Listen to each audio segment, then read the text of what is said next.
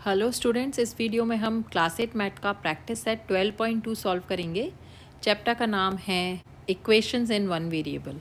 Practice set 12.2 में सारे word problems हैं और इनके हमें इक्वेशंस बना के सॉल्व करने हैं। फर्स्ट क्वेश्चन है, mother is 25 year older than her son, find son's age if after 8 years ratio of son's age to mother's age will be 4/9। तो क्वेश्चन में बोला है कि मदर जो है वो 25 ईयर्स सन से बड़ी है, ओल्डर है, और सन की एज हमें फाइंड करनी है। और हमें एक और कंडीशन दी हुई है कि आफ्टर 8 ईयर्स रेशियो दिया हुआ है सन्स एज और मदर एज का, जो होगा 4/9। तो इसमें हम सबसे पहले सन की एज मान लेते हैं x ईयर। तो let the son's age be x years. अब मदर्स एज 25 ईयर्स ज़्यादा है सन्स एज से, तो मदर एज हो जाएगी x + 25। अब हम दूसरी कंडीशन यूज़ करेंगे। दूसरी कंडीशन में दिया हुआ है कि after 8 years ratio of son's age to mother age is 4/9। तो आफ्टर 8 ईयर्स दोनों की एज पहले लिख लेते हैं। आफ्टर 8 ईयर्स सन्स एज हो जाएगी, आफ्टर 8 ईयर्स मतलब 8 साल बाद, तो हम 8 ऐड कर देंगे सन ईयर में। सन की ईयर हो जाएगी x + 8 और मदर्स एज हो जाएगी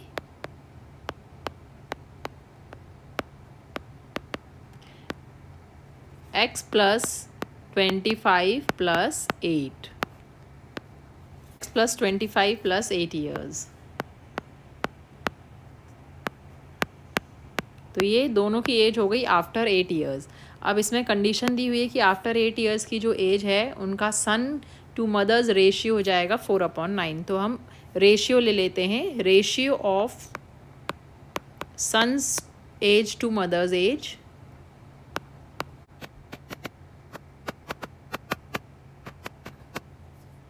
ये हो जाएगा, सन की एज है x + 8 डिवाइडेड बाय मदर की एज है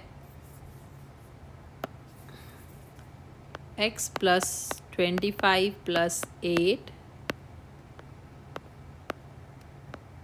इक्वल्स, रेशियो दिया हुआ है 4/9। ये हमारा इक्वेशन हो गया। अब इस इक्वेशन को सॉल्व करके हम x की वैल्यू फाइंड करेंगे। तो फर्स्ट यहाँ पर लिख लेते हैं x + 8 और डिनोमिनेटर हो जाएगा 25, x + 25 + 8, 25 + 8 हो जाएगा 33 इक्वल्स 4/9। अब यहाँ पे दोनों इक्वेशंस को क्रॉस मल्टीप्लाई करेंगे। तो यहाँ पे लिखेंगे बाय क्रॉस मल्टीप्लाइंग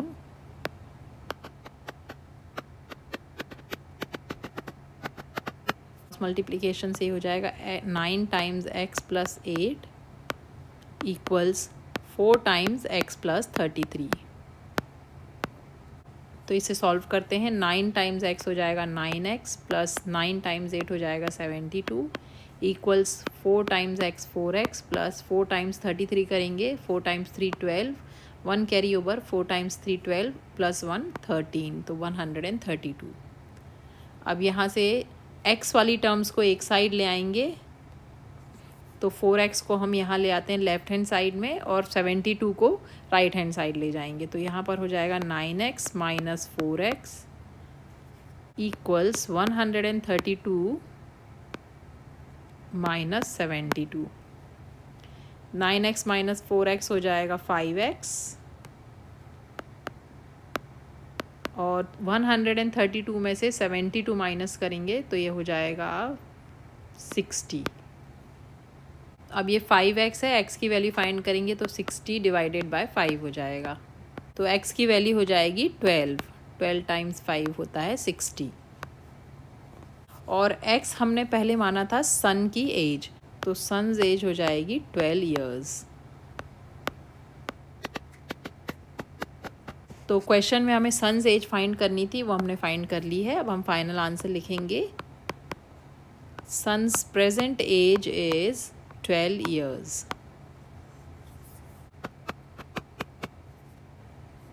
ये हमारा इसका फाइनल आंसर होगा। इसे बॉक्स करेंगे और नेक्स्ट क्वेश्चन करेंगे, क्वेश्चन 2। 12.2 का क्वेश्चन 2 है, the denominator of a fraction is greater than its numerator by 12 if the numerator is decreased bye 2 and the denominator is increased by 7, the new fraction is equivalent with 1 by 2. Find the fraction. तो question में बोला है कि एक fraction है जिसका denominator है वो न्यूमरेटर से 12 से ज़्यादा है, और अगर हम न्यूमरेटर को 2 से कम करते हैं और न्यूमरेटर को 7 से बढ़ाते हैं तो जो नया फ्रैक्शन है वो 1 by 2 के इक्वल होगा। तो हमें वो फ्रैक्शन फाइंड करना है। तो यहाँ पर हम सबसे पहले मान लेते हैं कि जो न्यूमरेटर है फ्रैक्शन का वो है x। तो let the numerator of the fraction be x। इसमें हमें कंडीशन दी हुई है कि denominator of the fraction is greater than its numerator by 12। तो डिनोमिनेटर हो जाएगा, the denominator of the fraction will be x plus 12। तो न्यूमरेटर हमारा मिल गया है और डिनोमिनेटर मिल गया, तो हमारा फ्रैक्शन हो जाएगा न्यूमरेटर अपॉन डिनोमिनेटर। तो हमारा फ्रैक्शन हो जाएगा, the fraction will be x upon x plus 12। ये हमारा फ्रैक्शन हो गया। ये हमने जो फर्स्ट स्टेटमेंट है उससे उस कंडीशन से फ्रैक्शन बना लिया। सेकेंड कंडीशन में दिया हुआ है, if the numerator is decreased bye 2 and the denominator is increased by 7. So for the new fraction,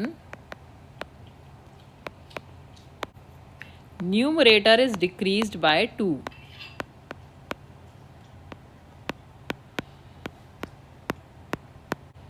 New numerator will be also denominator is increased by 7. ये दिया हुआ है हमें। New denominator will be x plus 12 plus 7। जो पहले का denominator था उसमें हम 7 ऐड कर देंगे, प्लस 7। तो यहाँ पर लिखेंगे, since the new fraction is equivalent to 1 by 2, therefore x minus 2 divided by x plus 12 plus 7 equals 1 upon 2। ये हमारा नया फ्रैक्शन है जो 1 by 2 के इक्वल है।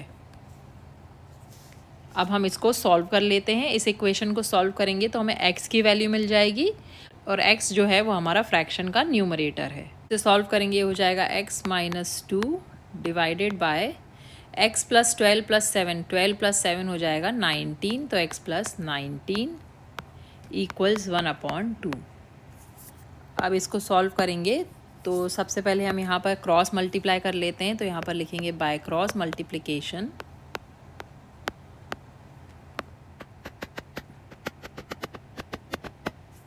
ये हो जाएगा 2 times x minus 2 equals 1 times x plus 19। तो 2 टाइम्स x हो जाएगा 2x माइनस 2 टाइम्स 2 हो जाएगा 4 इक्वल्स, ये 1 से मल्टीप्लाई हो रहा है मतलब ये हो जाएगा x प्लस 19। अब x को हम लेफ़्ट हैंड साइड में ले आएंगे और जो सारे कॉन्स्टेंट्स हैं उनको राइट हैंड साइड कर देंगे। तो ये हो जाएगा 2x minus x equals 19 plus 4। 2x minus x हो जाएगा x इक्वल्स 19 प्लस 4 हो जाएगा 23। तो हमें x की वैल्यू आ जाएगी 23 से हमारा न्यूमरेटर। तो न्यूमरेटर इज x इक्वल्स 23 और डिनोमिनेटर फाइंड करेंगे। यहाँ पर डिनोमिनेटर है x प्लस 12, जो हमने इनिशियली फर्स्ट कंडीशन में यहाँ पे लिखा था। ये फ्रैक्शन हमारा x अपॉन x प्लस 12 है, डिनोमिनेटर है x प्लस 12। तो x प्लस 12 फाइंड करेंगे। यहाँ पर पहले x प्लस 12 हो जाएगा 23 प्लस 12 और 23 प्लस 12 होता है 35। Therefore fraction will B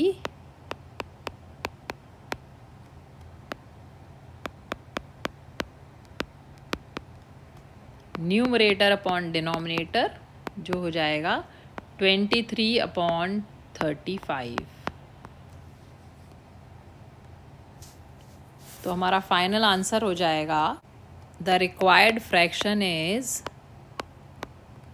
23/35।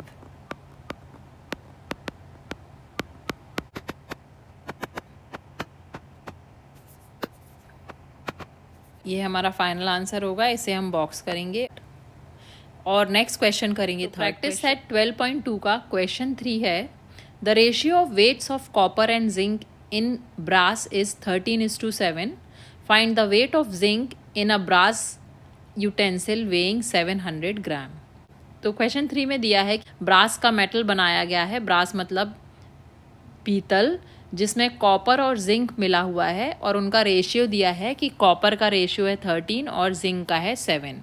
Question में बोला है कि उस रेशियो से एक मेटल बना है, उस रेशियो से एक मेटल का बर्तन बनाया है जो 700 ग्राम का है। इस बर्तन में, पीतल के बर्तन में हमें जिंक का वेट फाइंड करना है। तो मान लेते हैं कि इस जो बर्तन बना है उसमें वेट ऑफ जिंक है x ग्राम। Let the weight of zinc in brass utensil be x grams. अब यहाँ पर हमें दिया हुआ कि ratio of weights of copper और जिंक जो है वो 13:7 है उस मेटल में, तो हम इसका यूज़ करेंगे। Since the ratio of weights of copper and zinc in brass is 13:7,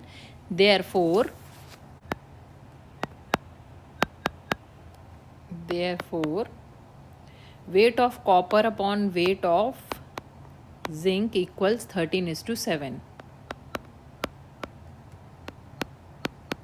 ऐसा हमारा इक्वेशन बन जाएगा, weight of copper divided by weight of zinc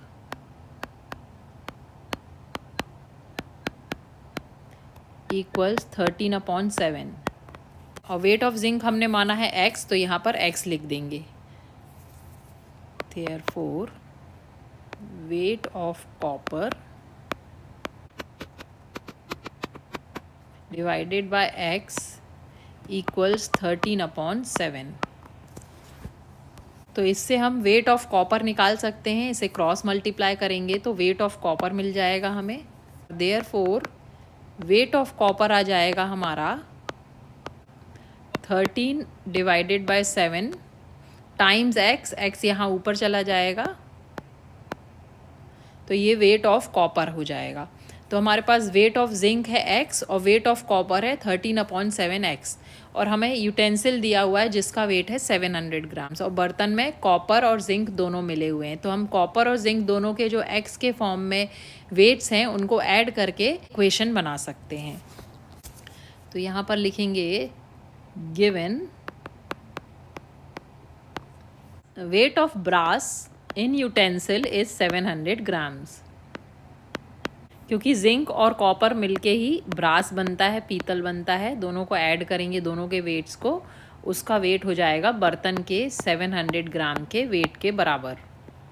तो वेट ऑफ कॉपर हमने पता किया है 13x/7 हो गया, और जिंक का वेट है x इक्वल्स 700 ग्राम। ये हमारा इक्वेशन हो गया, इससे हम x की वैल्यू फाइंड करेंगे। तो x के लिए सॉल्व करते हैं। तो यहाँ पर हम पहले x LCM ले लेते हैं, LCM इज 7। हम लेके राइट हैंड साइड सॉल्व करेंगे। ये हो जाएगा 13x, 7 इज द LCM, ये हो जाएगा 13x प्लस 7x इक्वल्स 700 ग्राम। 13x प्लस 7x हो जाएगा 20x अपॉन 7 इक्वल 700, और 20x इक्वल 7 टाइम्स 700, और 20x हो जाएगा 7 टाइम्स 7 हो जाएगा 4900।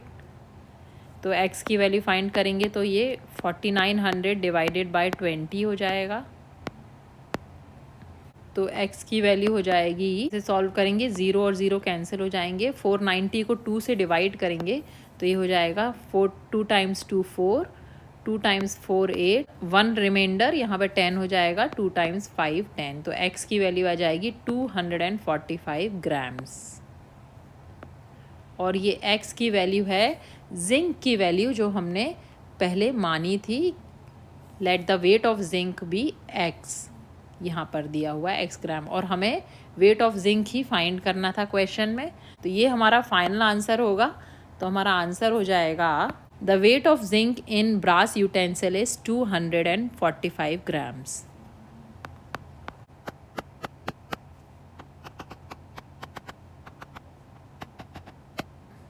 ये हमारा इसका फाइनल आंसर होगा। इसे हम बॉक्स करेंगे और नेक्स्ट क्वेश्चन करेंगे, क्वेश्चन 4। प्रैक्टिस सेट 12.2 का क्वेश्चन 4 है, find 3 consecutive whole numbers whose sum is more than 45 but less than 54।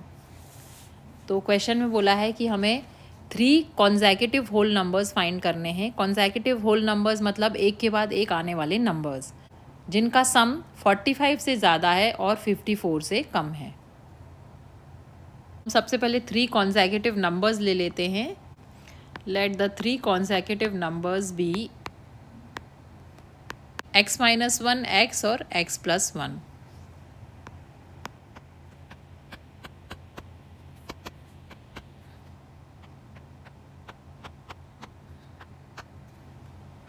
x minus 1 x और x प्लस 1, ये 3 नंबर हो गए। तीनों का सम फाइंड कर लेते हैं। सम ऑफ 3 कॉन्सेक्यूटिव नंबर्स हो जाएगा x minus 1 plus x plus 1। ये हो जाएगा x minus 1 plus x plus 1, जो हो जाएगा 3x। माइनस 1 और प्लस 1 कैंसिल आउट, माइनस 1 और प्लस 1 ज़ीरो हो जाएगा, तो 3 ये हो गया उनका सम। 3x हो गया सम ऑफ 3 कॉन्सेक्यूटिव नंबर्स। अब नेक्स्ट कंडीशन में दिया है कि whose sum is more than 45। अब हम 2 कंडीशन यूज़ करेंगे। पहले हम सम लेंगे जो मोर देन 45 होगा। तो फर्स्ट कंडीशन में हम लेंगे when the sum of 3 numbers is 45। तो यहाँ पर हो जाएगा 3x इक्वल्स 45। तो इससे x फाइंड कर लेंगे। x हो जाएगा 45 divided by 3 which is equal to 3 times 1 is 3, 3 times 5 is 15। तो x हो गया 15 जब वो 45 से ज़्यादा है।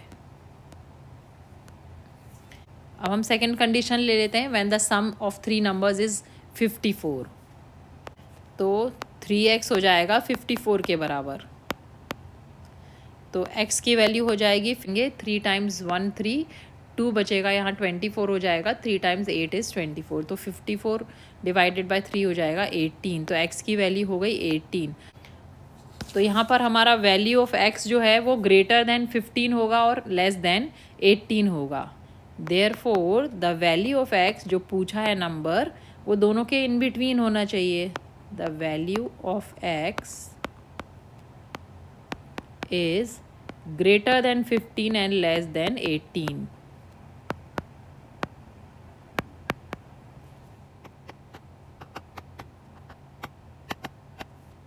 Therefore, the value of x is either 16 और 17। तो 15 से ग्रेटर हो जाएगा 16 और 17, और 18 से लेस हो जाएगा 17। मतलब 2 नंबर जो 15 और 18 के बीच में हैं वो हैं 16 और 17। Therefore, the value of x is either 16 or 17।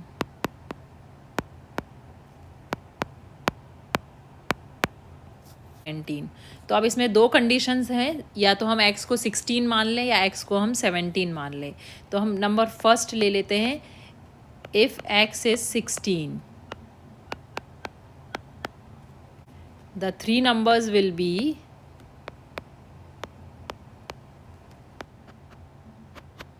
-1 x and x plus 1। तो x हमने 16 माना है, तो ये हो जाएगा 16 - 1 16 और 16 + 1। तो 3 नंबर्स हो जाएंगे 15 16 और 17। ये फर्स्ट केस का आंसर होगा जब हमने x को 16 माना है। अब सेकंड कंडीशन में हम इफ़ x इज़ 17, तो the three numbers are x minus 1, x and x plus 1। तो ये हो जाएगा 17 minus 1, 17 एंड 17 plus 1। तीनों नंबर्स हो जाएंगे 16, 17 और 18। ये तीन हमारे नंबर्स हो जाएंगे जब x को हम 17 मानेंगे। तो हमारे इस क्वेश्चन के दो आंसर्स होंगे। व्हेन x इज़ 16 तो आंसर होगा 15, 16 और 17, और अगर x को हमने 17 माना है तो आंसर हो जाएगा 16, 17, 18। ये दो हमारे आंसर हो जाएंगे। अब हम फाइनल आंसर लिखेंगे। The three consecutive whole numbers are either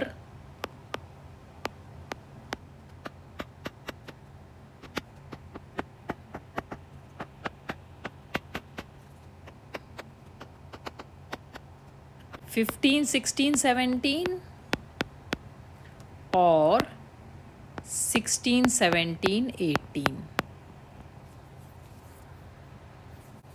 ये हमारा इसका फाइनल आंसर होगा। इसे हम बॉक्स करेंगे और नेक्स्ट पार्ट करेंगे, फिफ्थ पार्ट। प्रैक्टिस सेट 12.2 का क्वेश्चन 5 है। इन अ 2 digit number, digit at a tens place is twice the digit at units place. If the number obtained by interchanging the digits is added to the original number, the sum is 66. Find the number. यहाँ पर हमें दिया हुआ है question में कि एक 2 digit number है, उसमें टेंस प्लेस का digit is twice the digit at units place. Units place के डिजिट से 2 गुना है टेंस प्लेस का डिजिट। और सेकंड कंडीशन दी हुई है कि अगर हम नंबर के डिजिट्स को इंटरचेंज कर दें, मतलब टेंस प्लेस को यूनिट्स प्लेस कर दें और यूनिट्स प्लेस डिजिट को टेंस प्लेस डिजिट कर दें, तो और दोनों को ऐड करें तो सम हो जाएगा 66। तो हमें नंबर फाइंड करना है। तो यहाँ पर हम सबसे पहले मान लेते हैं let the digit at units place be x। Condition के हिसाब से digit at tens place is twice the digit at units place, मतलब इसका 2 गुना होना चाहिए टेंस प्लेस पे डिजिट, तो वो हो जाएगा 2x। तो वो लिखेंगे the digit at tens place is twice the digit at units place. Therefore the digit at tens place is 2x।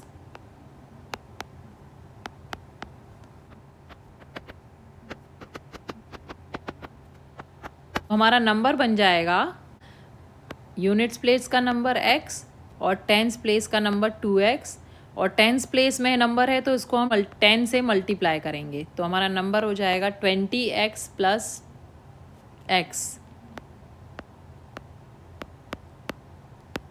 जो हो जाएगा 21x। ये हमारा ओरिजिनल नंबर है। अब हमारा न्यू नंबर है, दूसरी कंडीशन दी हुई है जिसमें जो डिजिट्स हैं वो इंटरचेंज हो गए हैं। यूनिट्स प्लेस का डिजिट हो जाएगा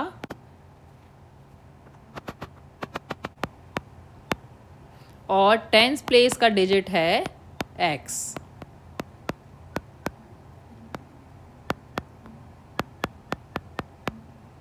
तो हमारा न्यू नंबर अब हम बनाएंगे। न्यू नंबर हो जाएगा हमारा टेंस प्लेस का डिजिट है तो 10 times x plus units place का डिजिट है 2x equals 10x plus 2x equals 12x। ये हमारा न्यू नंबर हुआ, ये ओरिजिनल नंबर और ये न्यू नंबर। अब क्वेश्चन में दिया है कि दोनों नंबर्स को अगर हम ऐड करें तो हमें मिलता है 66। Since the sum of original number and new number is 66, therefore 21x plus 12x equals 66। तो यहाँ पे सॉल्व कर लेंगे, x की वैल्यू फाइंड कर लेंगे। 21 प्लस 12 हो जाएगा 33x इक्वल 66। तो x हो जाएगा 66 अपॉन 33 और 66 अपॉन 33 होता है 2। तो x की वैल्यू आ गई 2। x की वैल्यू आ गई, तो अब हमें ओरिजिनल नंबर फाइंड करना है। क्वेश्चन में ओरिजिनल नंबर पूछा है, तो ओरिजिनल नंबर या नंबर हो जाएगा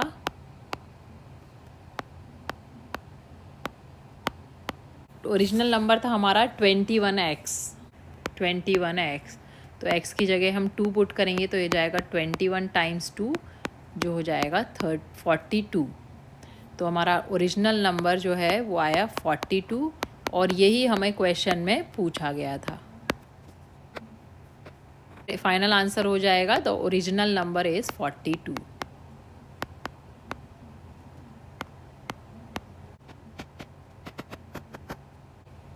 ये हमारा फाइनल आंसर है, इसे हम बॉक्स करेंगे।